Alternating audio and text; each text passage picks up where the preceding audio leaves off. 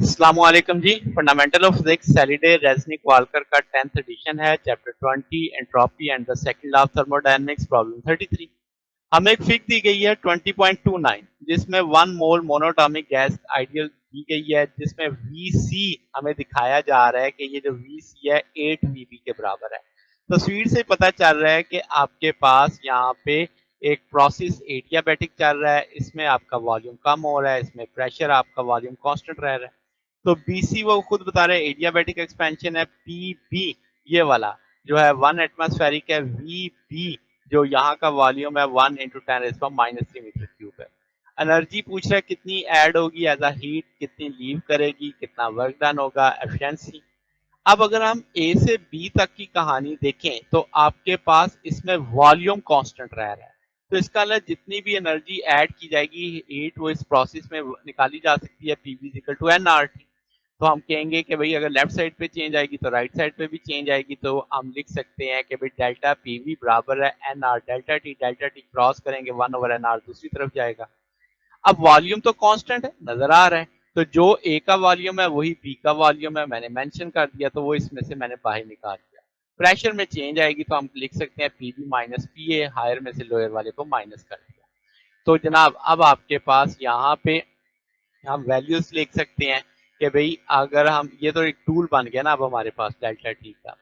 अब आप जो एनर्जी का सवाल है कि कितनी एज अ हीट, तो कांस्टेंट वॉल्यूम पे Q is equal to N C V delta T होता है, तो सी वी मोनोटॉमिक के लिए 3/2 R आ जाएगा, वो वैल्यू लग जाएगी इस जगह पे।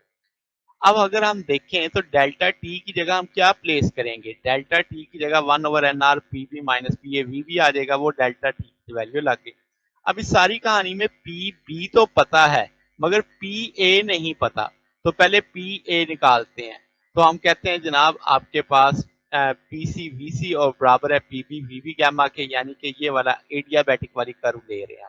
तो उसके मुताबिक हमने इक्वेशन ले लिया है। अब यहाँ से पी ए और पी सी बराबर है, यानी जो ए का प्रेशर है वही सी का प्रेशर है, ये हमें फिक्स से पता चल रहा है। तो इधर निकालना तो सी था मगर जो सी की वैल्यू आएगी वही पी ए की वैल्यू है, तो P B V B over V C gamma आ जाएगा। ये अब हमें पता है कि वी सी जो है वो 8 वी बी के बराबर है, तो उसमें वी सी की जगह 8 वी बी डाल दिया। बाकी यहाँ पे 10 एटमॉस्फेरिक था, तो वो आपने यहाँ से जो 10 एटमॉस्फेरिक है उसे पास्कल के अंदर कन्वर्ट कर लिया पी बी को, तो वो 10 के साथ 1.01 10⁵ मल्टीप्लाई कर दिया। इस सारे को लेके सॉल्व करेंगे तो 3.167 10⁴ आ जाएगा। अब ये पी ए की वैल्यू इस जगह पे लगाई जा सकती है। अब सारी वैल्यूज पता है, 3/2 भी पता है, पी बी भी पता है, पी ए भी पता है, वी बी भी पता है, तो ये 1.47 10⁻³ जूल आ जाएगा। तो इसका मतलब ये हीट हमें पता चलेगी ऐड हुई सिस्टम में। अब जो एनर्जी लीव की एज अ हीट, तो अब हम देखेंगे वो सी ए प्रोसेस में आ जाएगा। सी ए से अगर देखा जाए तो ये अब आप क्या कर रहे हो, वॉल्यूम कम कर रहे हो, ठीक है, कांस्टेंट प्रेशर पे। तो अब आपके पास यहाँ पे हम कह सकते हैं कि प्रेशर कांस्टेंट है, तो एनसीपी डेल्टा टी मोनोटॉमिक के लिए सीपी 5/2 R लगता है, वो वैल्यू लग गई। अब आपने सेम उसी कंसेप्ट के तहत जैसे हमने यहाँ से निकाला था डेल्टा आर, वो वैल्यू बेसिकली हमने इसमें प्लेस कर दी है। तो क्यू का वही कंसेप्ट लिया कि डेल्टा टी इसी सोच से निकाला जा सकता है, तो वो आपकी वहाँ आ जाएगी P A V A minus P C V सी।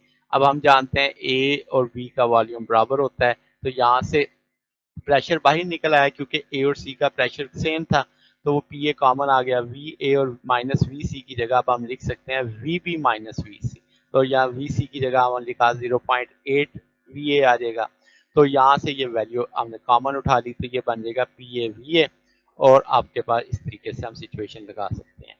तो जनाब अब आपके पास इसमें से जब करेंगे तो -7 बच जाएगा। यहाँ पे पी ए वी ए की जगह हम वैल्यू डालते हैं, ए का प्रेशर भी पता है, वी का प्रेशर भी पता है, ए का प्रेशर निकाल लिया था, पी ए पॉइंट का वॉल्यूम भी पता है। इस सारे को लेकर सॉल्व करेंगे -5.5422 जूल आ जाएगा।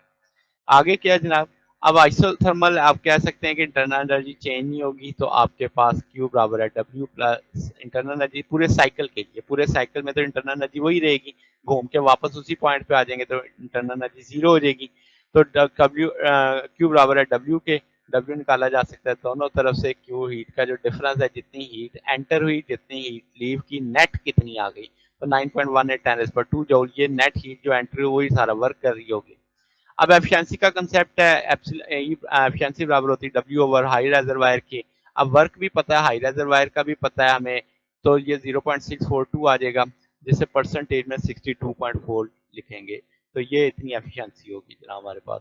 तो ये हमारे पास सोल्यूशन है। अगर आपको इसमें कोई बात पूछनी हो, डाउट हो, तो नीचे कमेंट्स में पूछ सकते हैं। वीडियो अच्छी लगी हो, वीडियो को लाइक कीजिएगा, दोस्तों के साथ शेयर कीजिएगा, चैनल को सब्सक्राइब कर दीजिएगा। अब तक के लिए इतना ही, बाकी इंशाल्लाह नेक्स्ट देखेंगे। ओके, अल्लाह हाफिज।